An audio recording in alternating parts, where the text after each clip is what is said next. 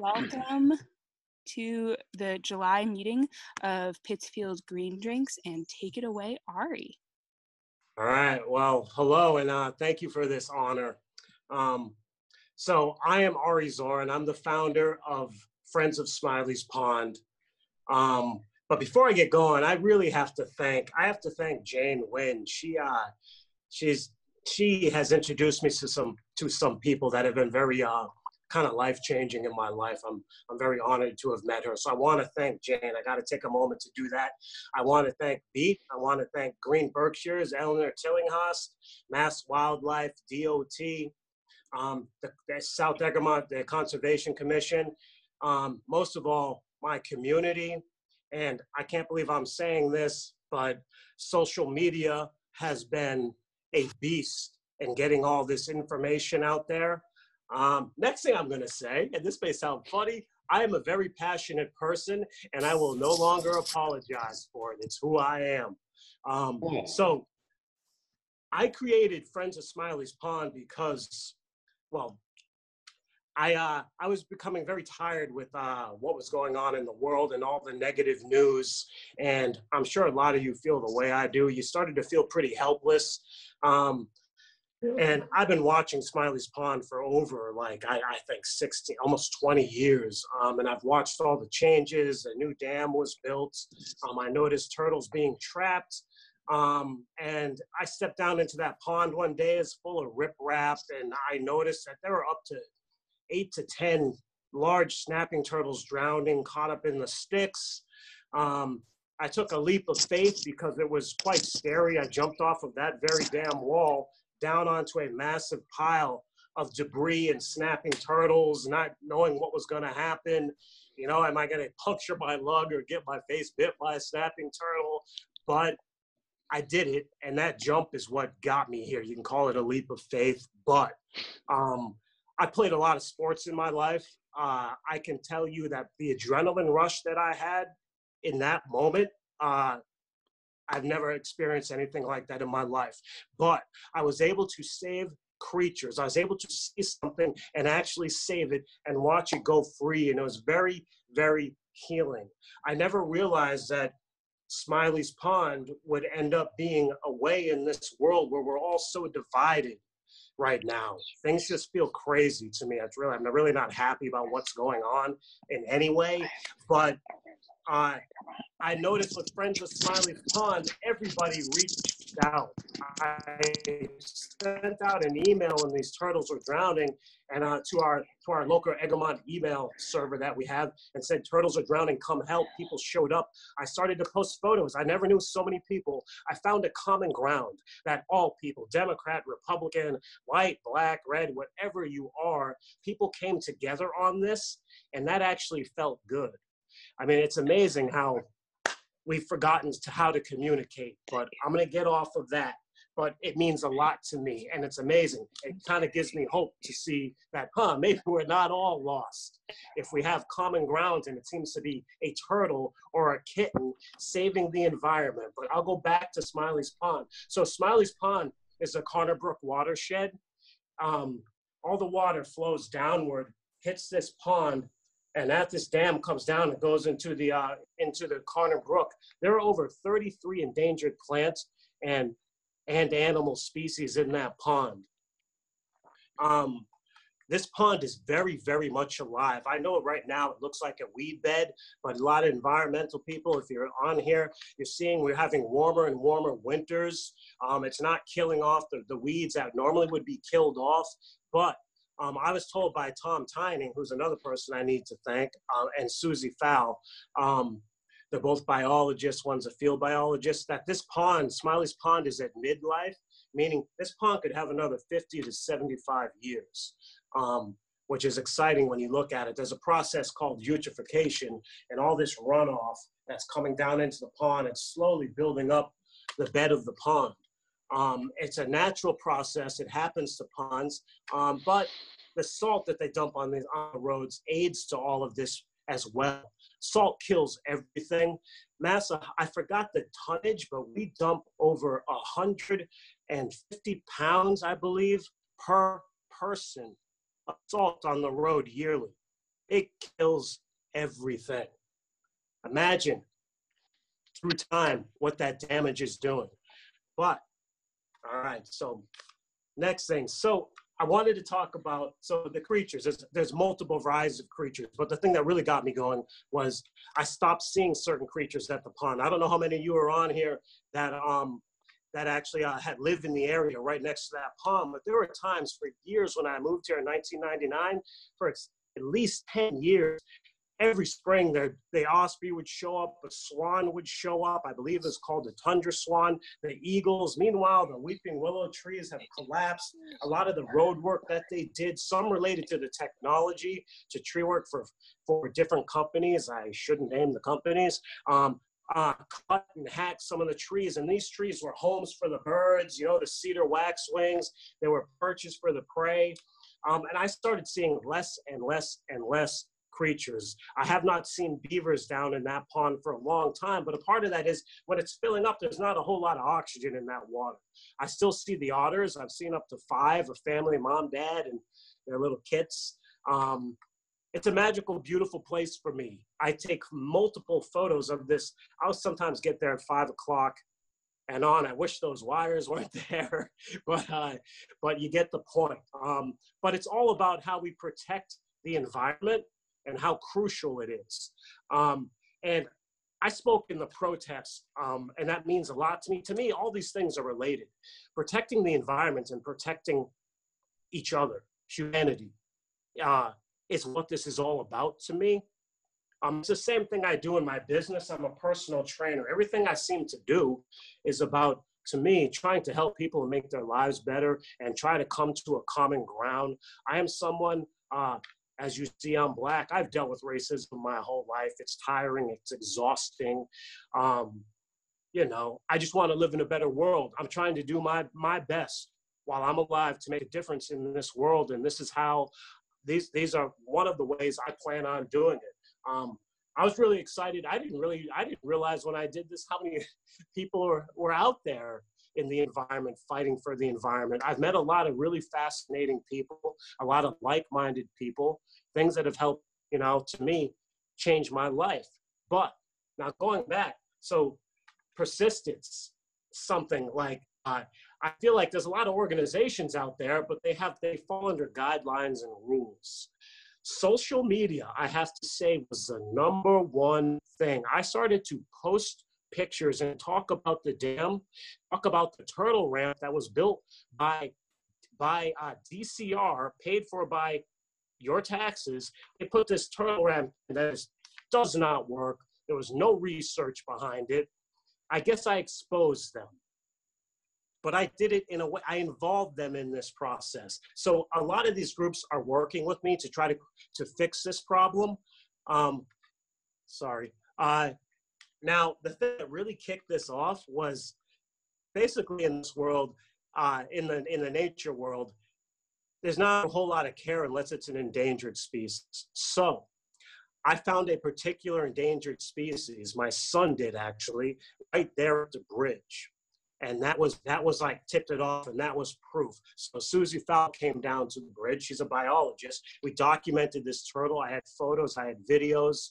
I can't say the name of the turtle because there are actually people out there that poach. Apparently there are more wood turtles and bog turtles in captivity than there are out in the wild because they go for so much money on the black market. And I'm talking like $10,000 to $15,000 for a bog turtle. So in order to keep my relationships with all these people, I'm not about to jeopardize that. But that was documented. That went to the Natural Heritage Endangered Species and then off to the state. This brings action for the state to take care of that turtle crossing issue, maintain the dam.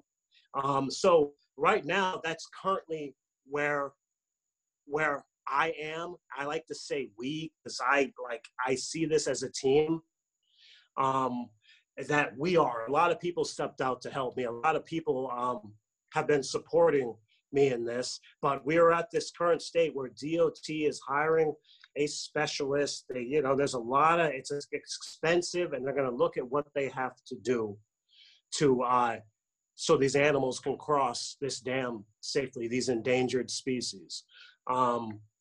That's where we are, and this is in 2 years. I didn't realize that. I'm very persistent. That's something I want to talk about too. In this world, being persistent is how you get things done. When I say persistent, I was nonstop emails to every single department. So how do I say this nicely? You become a pain. And that turtle in that picture right there, I have to show you this. That turtle is a male. And Susie Fowl came down there. So something incredible about that turtle is that she was so sure in the picture I sent her, this picture, that it was a male because it was so huge. Now, the sad part of this story is that turtle's dead. So here's what happened. All these turtles come up to the dam. This dam is so newly constructed. It is slick. They can no longer get over the dam. So they keep trying, like a salmon will try to jump, will get to where it has to go. The turtle will continue. They stop eating in this time period. They just try over it, and I find dead turtles washed down to the opposite side of the dam. It's a sad sight when you see it, because one year there were up to 15 of them.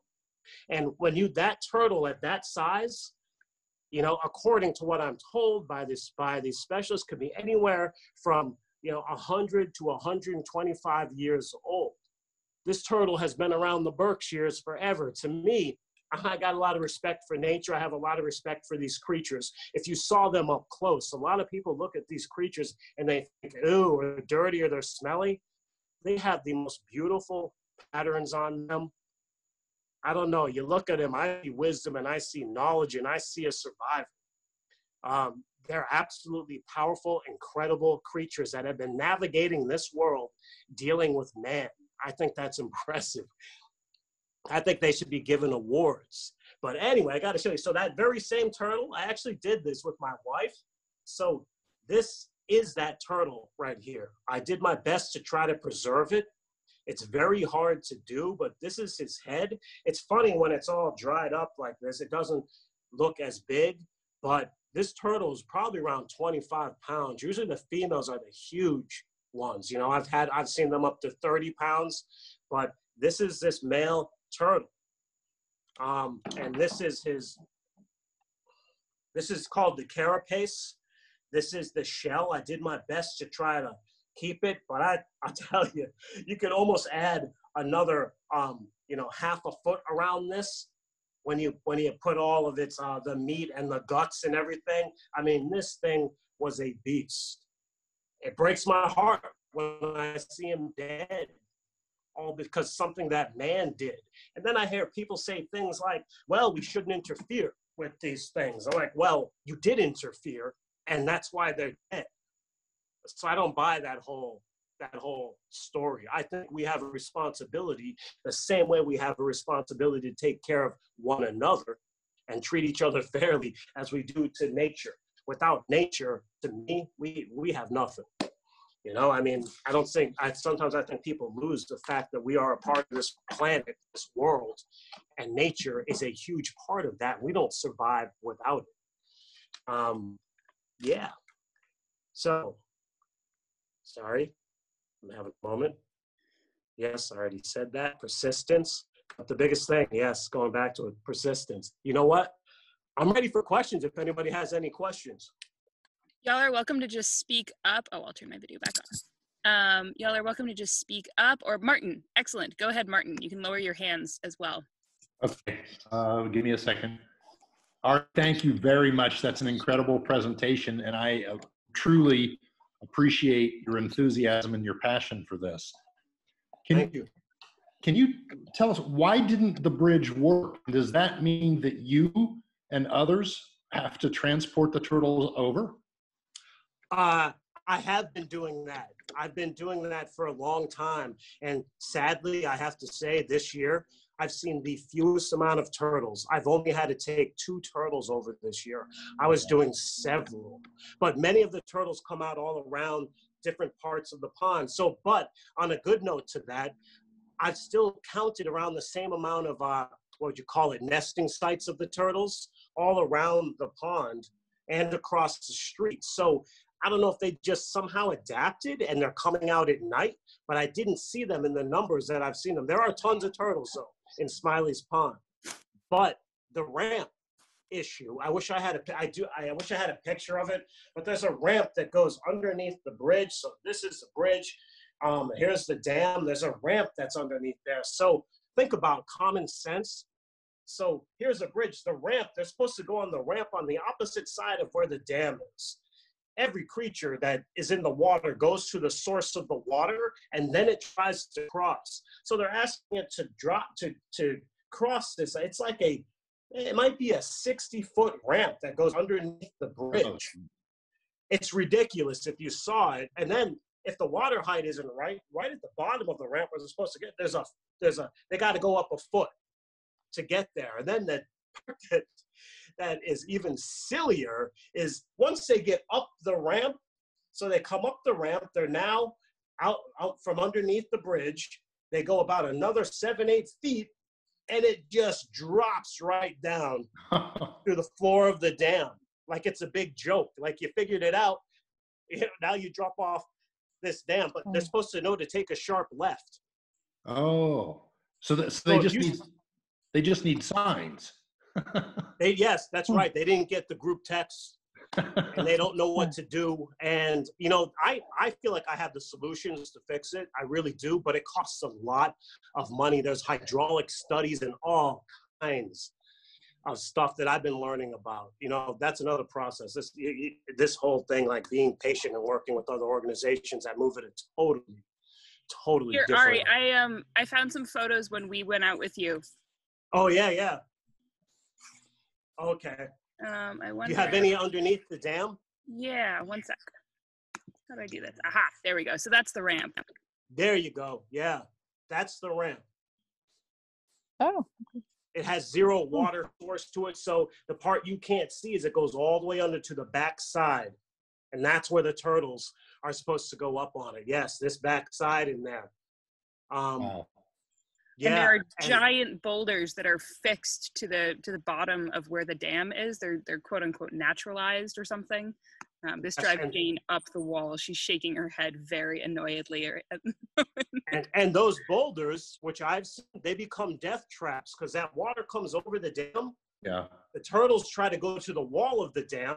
If the water's too strong, it beats them down. It's a constant beat down, and some turtles get lodged in those boulders and rocks. And because, so I don't want to try to blame too many people, but because they were not maintaining the dam, it was built up with a whole wall of sticks, trees, wood. So when I went down there, I gotta say, thank God I'm strong and I work out because it took about 3 hours. But when I went down there, I was standing right under that waterfall in a wall of like, it might as well have been like a beaver's dam.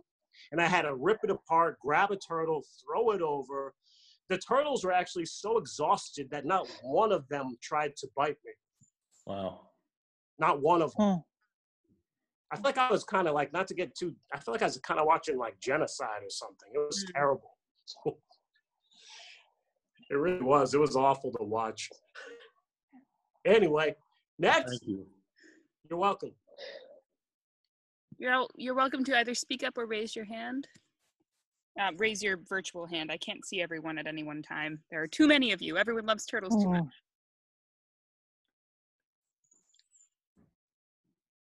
I think Bob Shepard was. Oh, go ahead, Bob. Yes, thank you. I live in Dalton, and beside my property is part of the East Branch of the Housatonic. About 5 years ago, I was having my breakfast looking out the window, and I saw a female snapping turtle laying eggs under the edge of my blacktop driveway. And she was there it looked very calm, but I'm sure she was working. She was backed up to the edge of the driveway. I finished my breakfast, went back out later. She was heading back into the water, and crows had already started eating the eggs. You know, sorry. Yeah. Go ahead. So So just to put people at ease, so snapping turtles, they're absolutely incredible. I don't know how they do this. You might as well call them engineers. I had to dig up a snapping turtle's egg laying spot nest because a house was going to be built and they're going to break ground. The eggs were in layers, as if they were in cartons. They were in layers, and there were up to 55 eggs in the one that I dug up. So the way Mother Nature has designed that is that those top eggs are going to be eaten. You know, this is a numbers game, and so many turtles survive. And I also believe that, my theory, a lot of turtles lay eggs near roads, which, as you notice, it's hot. It incubates the eggs faster. You know, and I think that that's what that is about. But that is very common, and they're not. So you're only seeing the top layer that they take. There are so many eggs. Ah. And so there is hope. Yeah. So snapping turtles, by the way, they're not endangered by any means. There's hunting season on snapping turtle all year round. There are so many, and this may sound like an exaggeration, but I don't know if any of you know Tom Tyning. He's like the expert. Yeah. And he met me down at the pond, and I made a joke to him. I said, "Wow, I've seen so many snapping turtle here. There must be 250." And he said, "More like 300 to 400." Wow. Yes, that's a lot of turtles. So if you go do the math on those turtles and they're all laying eggs, wow. You know, it must be like when you watch the ocean and you see these baby turtles hatching and they're all fleeing for their lives. It's a numbers game. Yeah. You know? Yeah, in subsequent years, on approximately the same date, I've seen the female turtle there. I got up on purpose on one day when I thought it was due at 4 a.m, and she was already out there laying eggs. I don't know how long she had been there. But when they finish, they just take off. They don't look back and say, "There, I did a good job. I'm going to have a look at it." They just take off and get back into the water.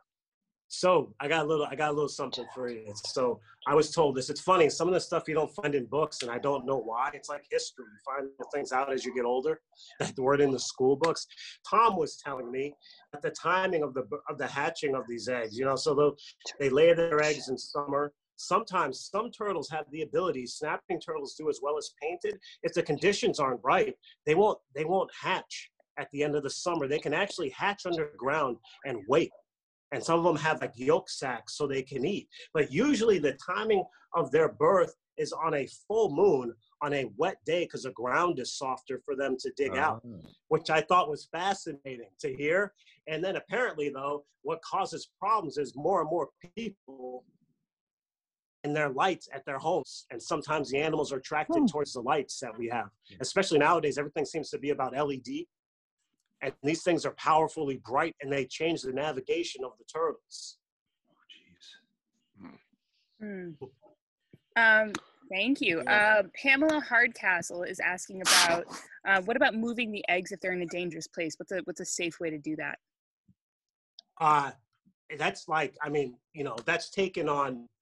So, all right. So my true answer to you would be this: I wouldn't mess with them. Me personally, I would not mess with them because, once again, yes, I care about life of animals, but there are so many that I don't know if it'd be worth it for you to do that. Turtles always go back to the place where they were born. That mother turtle will always go back. It's hard to change that pattern. Now, if you're someone who's willing enough, and I told you can legally do this because I looked into it, so I incubated those eggs that I dug up. They were near Prospect Lake. And out of the 55 eggs, 32 hatched. And that's in captivity without creatures going after them. So, you know, but I don't know, unless you have the energy to incubate, go for it. But you got to watch them. You got to get a little fish tank. You got to have the heat light. It takes up space. But just know that at least for snapping turtles, there are thousands of them.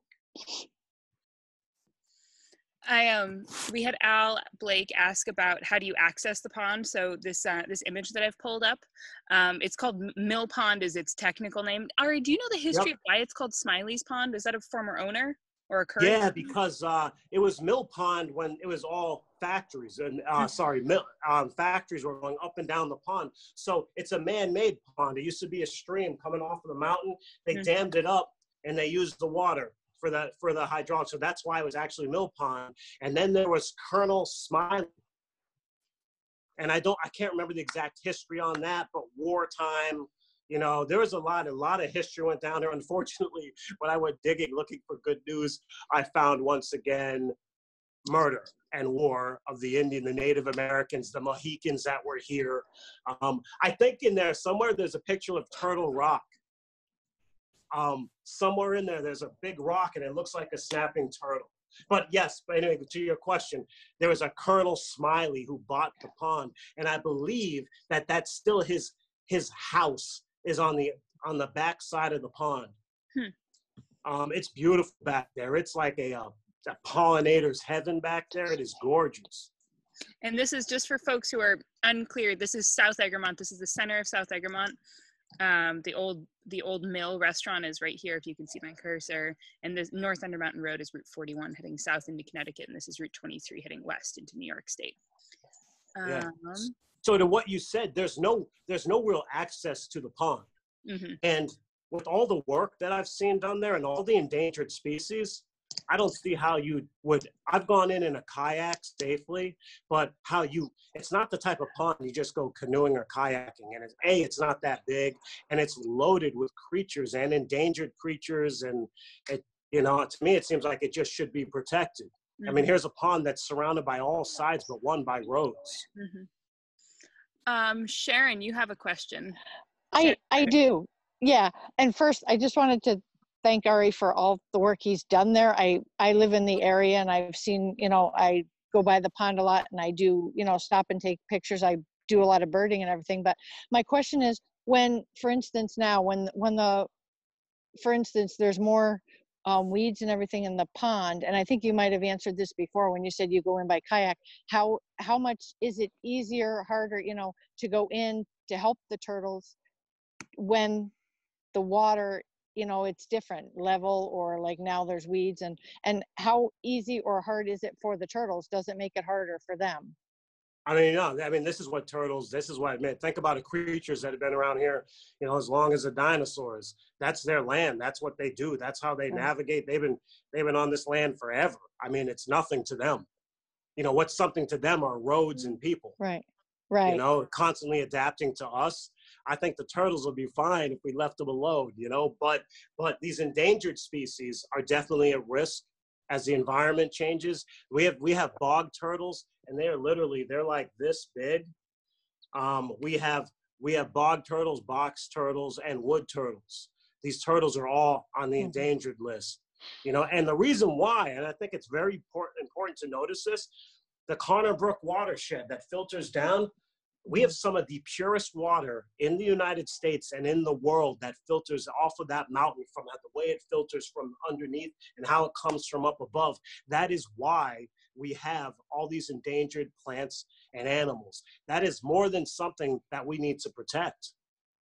And I hope I say this right, but I don't know if you've ever seen it, the nomination for a proposal, the Conner Brook watershed in Smiley's Pond is in the Museum of Natural History, recognized as a crucial environment to be protected. The next plan, quite honestly, what I would really like to see, I am really working hard on Friends of Smiley's Pond becoming a nonprofit, raising money to help pay for some of these, for all this work. I would really like, so I'm working with the Nature Conservancy and Mass Wildlife. I shouldn't say I'm working with them. I feel like, I guess you can say I'm the motivator, getting everybody together. And they're trying to negotiate on, it's 121 acres and a house. So the house and 8 acres, they're taking the rest. That's what the plan is. COVID has slowed everything down.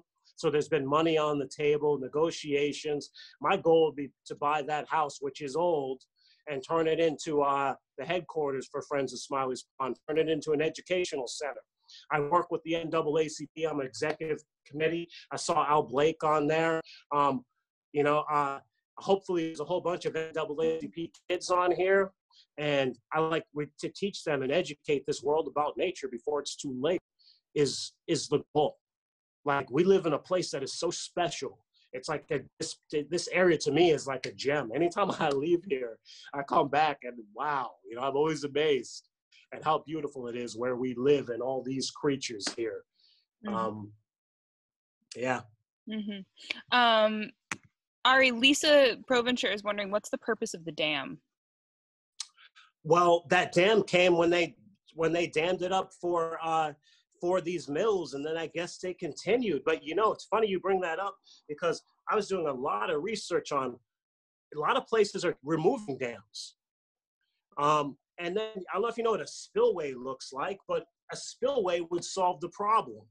Basically, you would take this straight dam and you'd almost build it on an angle, so the water would just glide down it from one side to the next. The creatures, they're much safer because they're highly supported. Every creature could get up that dam and that would solve it. But once again, it's the studies and everything that they have to do before it is what's incredible. But I have seriously I've spent so much time down at that dam. I have watched water snakes try to get over the dam. I have watched crayfish climbing in a chain up over the dam. I have watched fish attempting to jump over the dam. Everything that travels in the water attempts to get up that dam, and right now, most of them cannot. And if they don't figure out how to move around, and there's only one way to go, which leads to coming to the backside and back out onto the road, they don't make it. And the sad part is that ramp, which I've noticed. So I got DOT with a lot of work. They put up a camera, which they bolted into the dam so we could do studies on the creatures that use the ramp. And apparently, from what I've seen, the ramp is used by mammals, so things that are eating the turtles that the dam is killing. So now creatures show up there to get their food. There's an irony to that. Yeah. We've got, is this Prospect? Is this prospect in your discussion? Pamela, can you you can just ask. I'm sorry, I don't understand your question.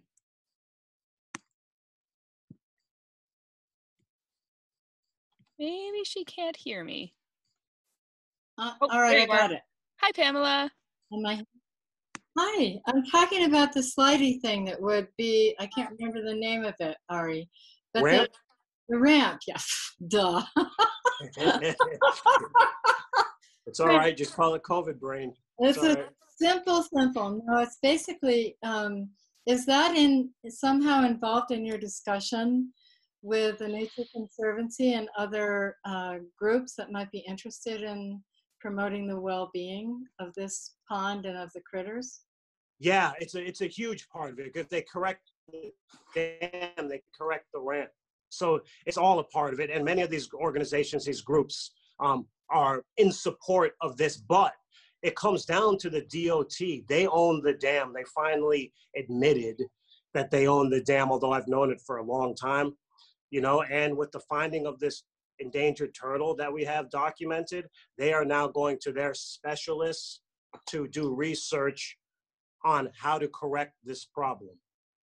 Great, thank you.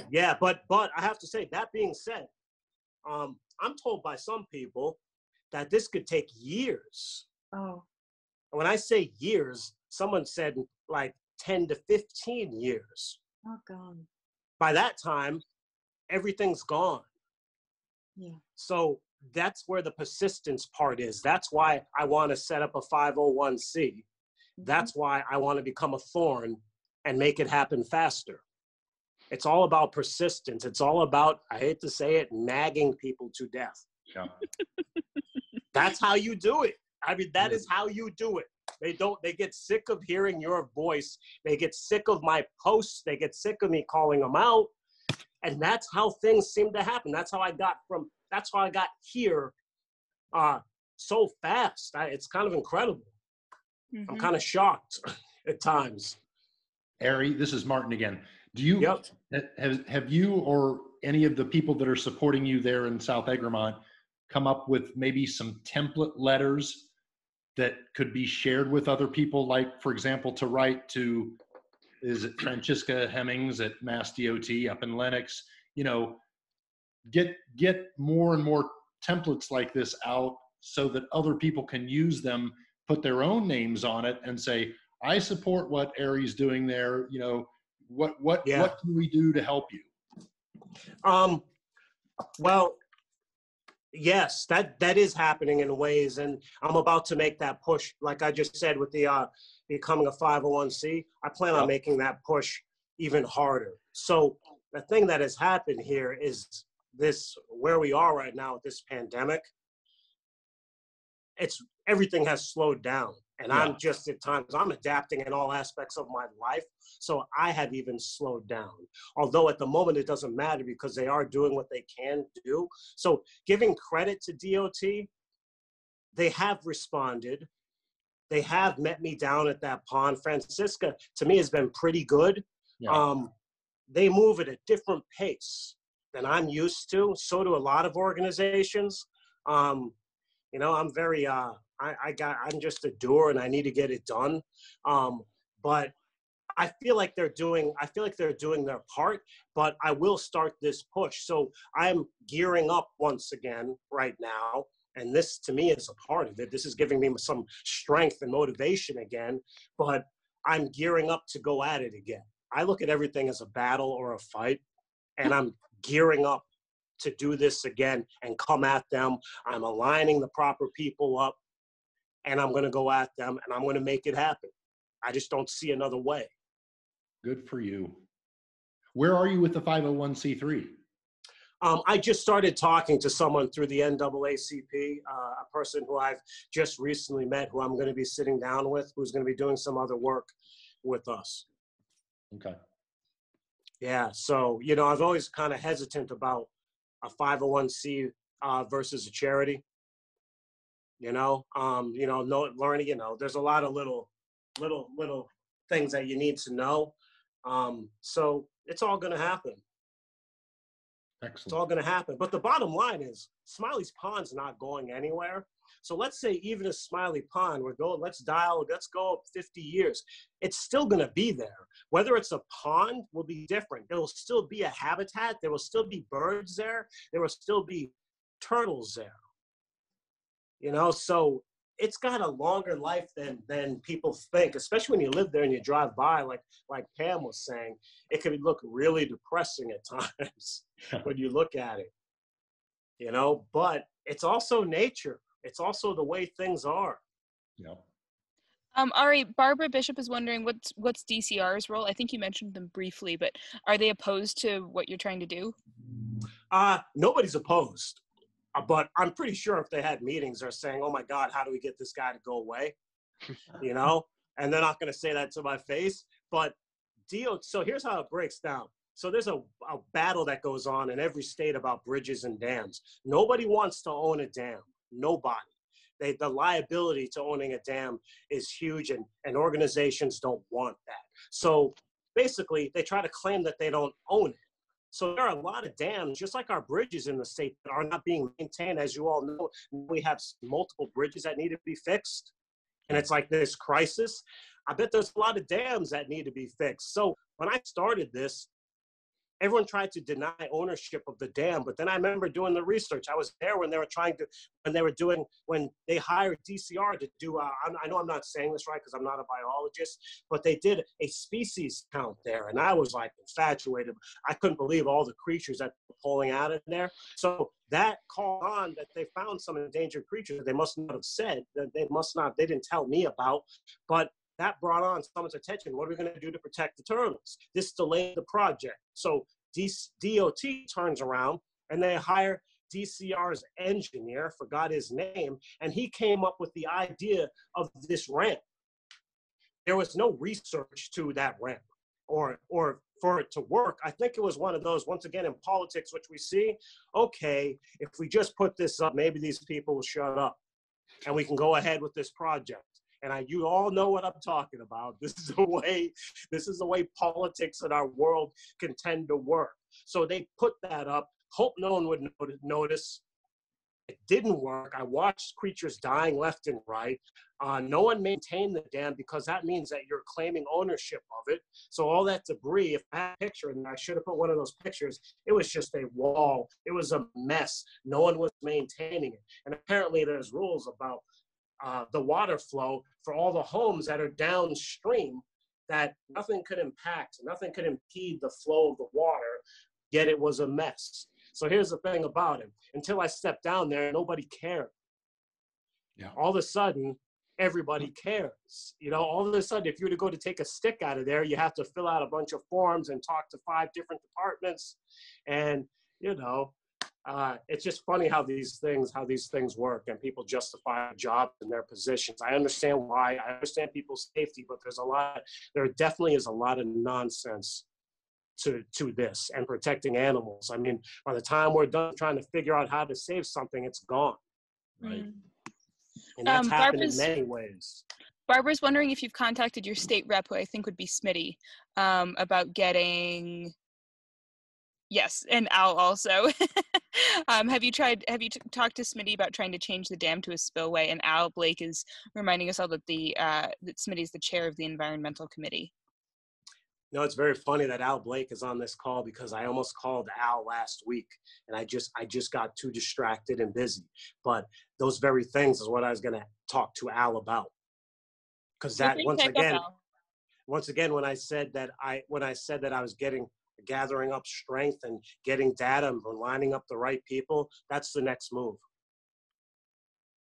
That's the next move. I plan on just bringing a force and just doing it. Like-minded people for a good cause. I mean, that's the plan. Well, I want to invite anyone else who has a question to pipe up now. And you can just speak up if I don't see you. I've got 2 screens. What kind of money is involved in taking that dam down? In taking it down? Yeah, changing it. So I am told just the hydraulic studies and the other studies and terminology I've never heard before could be a couple $100,000. I don't understand that, but that's how it works.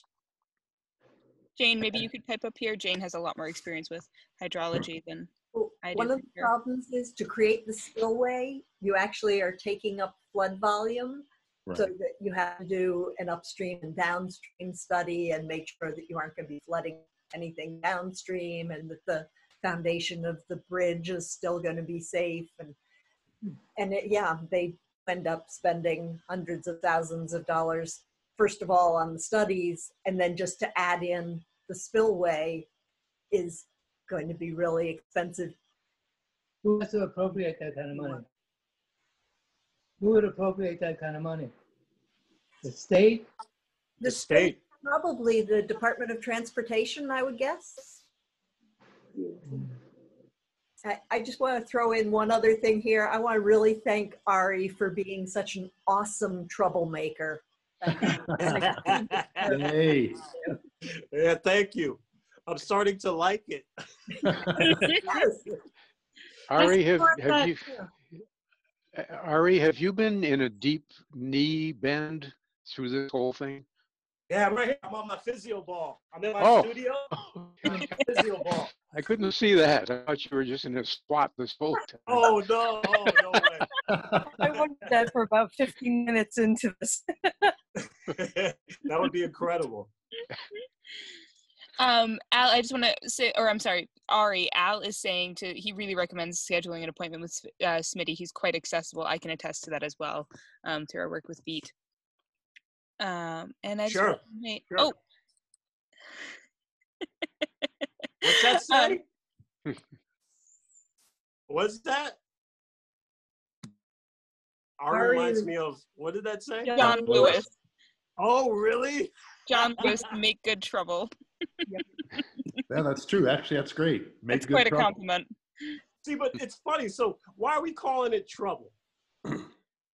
Because it's trouble for bureaucrats. Mm-hmm. Yes, that's right. So you think about the bottom line is, I mean, let's get down to this. So we're more concerned about saving money than lives, right? And I won't go on with this too long, but it's almost like this whole thing about reopening the country. It feels like we're making decisions based upon money versus human or creatures. Right. You know, I mean, yeah, I don't know. But that's what seems to come down to. That's what it comes down to a lot of times. Nobody wants to spend that money. And to me, it's about doing the right thing. That's why I see I'm pretty black and white about things. It's about doing the right thing. Mm-hmm. Yep. Are you working with any of the universities, the colleges? Well, Tom Tyning was a part of what's it called there? Berkshire, what's our college here? Our local college? Community college. Berkshire Yes. Community College.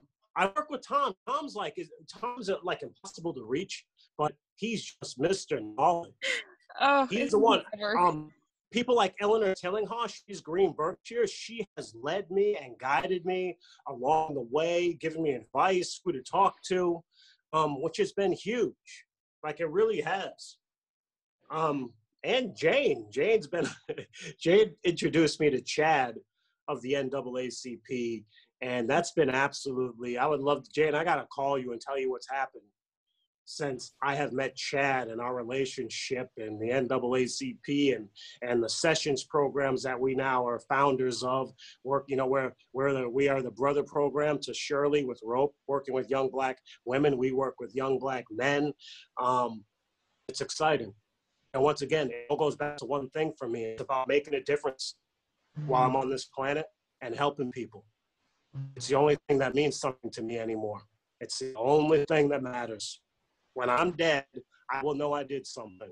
And my kids will know I did something. It's not about mass and that. It's not about wealth or what kind of car you drive.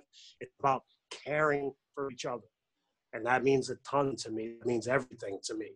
So I have a new logo. What you think about this? Mike think this is silly. So sometimes I do a post on Facebook. I hope a lot of you, I hope a lot of you use Facebook, and you can follow me that way on Friends of Smiley's Pond. But I love this. Love nature and will love you back is what I've been finishing my post with, because that about sums it up. If we take care of nature, it rewards us with its beauty. That's what that means. Yep. There you go. I second that, Ari. Thank you. I want to thank you so much for your time today. I want to thank you all for coming. This is an unprecedented turnout for a virtual Green Drinks, and maybe for any Green Drinks. We've had about 45 people with us over the course of tonight, and I'm just so honored to be able to make this happen. I'm so glad to see such a broad range of Berkshire folks joining us. I want to thank Ari for the work that he does, and I encourage you all to support him and be in touch with him if you have ideas for how he can. Pamela says, how can we help? Please let us know.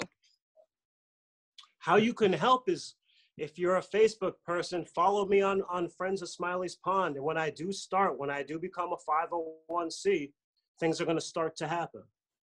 You know, when we start reaching out to people, that's when I need people's help. Besides that, I really can't think of anything. I do a lot of the physical stuff when I have time. I'm very busy. You know, we planted, I don't know if you know, oh yeah, that's the other piece. So I went to the Conservation Commission of the Egremont, and we replaced the weeping willow, the silex trees that had died.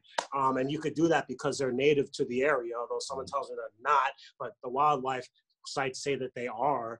But so we replaced some of these trees, which I take care of. I watch them, make sure they're okay, put special protection around them, because apparently, I don't know if you know this, here's another fact for you. Weeping willow trees, somehow, don't ask me to explain this, they are a form of detox. They remove toxins from the water and chemicals. I don't understand that. And their bark was used by the Native Americans and animals like beavers for painkillers. That's right. It's absolutely incredible. I think it's a natural analgesic. Yeah, that's just wild. It's the salicylic acid, the active ingredient in aspirin, was originally derived from willow bark. Right. Actually, if you take a look at the Beat News tomorrow morning at 5:05 a.m., you will see a short little tree of the month about, well, 3 willows, including the weeping willow. That's pretty wild. So they say that a beaver, something that Tom told me, that beaver, a lot of times when they build their den or when it gets time for winter, they try to take a section of a willow tree and put it in their den so they could chew on that through the winter. It's pretty wild. I think that's why beavers don't get headaches when they cut down trees. Oh boy. Oh boy. And on that note, folks, I want to invite any yes, Jeff, he called it Salix. That's the genus name. I want to invite any final thoughts before we all go. I want to thank you all for joining me in my driveway here in Sheffield, where the good cell service is, for the good internet. It's very exciting. The chipmunks have been running around behind me. Thanks to Elizabeth and Jane for all the work at Beat too and putting this on. Oh, thank you so much, Art. Yes, thank you very, very much. This is great. Thank you. And thank everybody for being here. It really means a lot. It really does. I really, really like the support of a community. It gives me hope in this world. Thank you. Thank you. Thank you, Ari. Thank you. Did I tell you I was passionate? We can tell. I can't help it. It's me. I'm finally embracing it. I promise I won't cry. I won't promise that. What's that? That I won't promise not crying. All right, everyone. Good night. Thanks so much. Have a Good night.